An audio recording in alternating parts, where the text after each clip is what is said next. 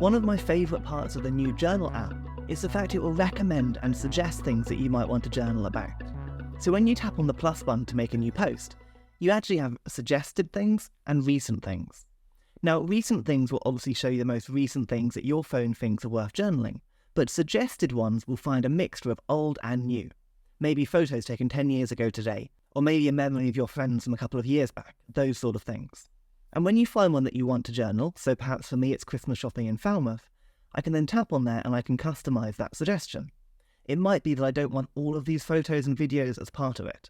And actually, as I go along, there's this very odd Christmas decoration that I found in the shop that I took a picture of as a joke to send to a friend that I don't really want in my journal, so I can tap and deselect that picture. Then, of course, I can write an entry just like I normally would, by choosing a title and then writing the memory that I want to journal about.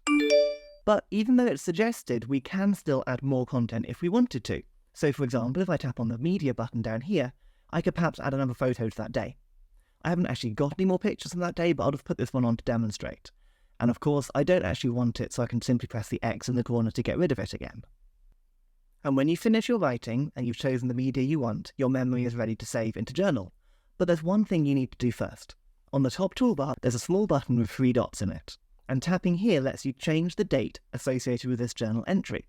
Now, by default, it's the date you're adding it, so for me it's today's date. But actually, this memory happened a few days ago. So you can change the date from the entry date to the memory date if you want to. And then when I press done, it's added to Journal, and I've even got that video live playing in the Journal screen for me.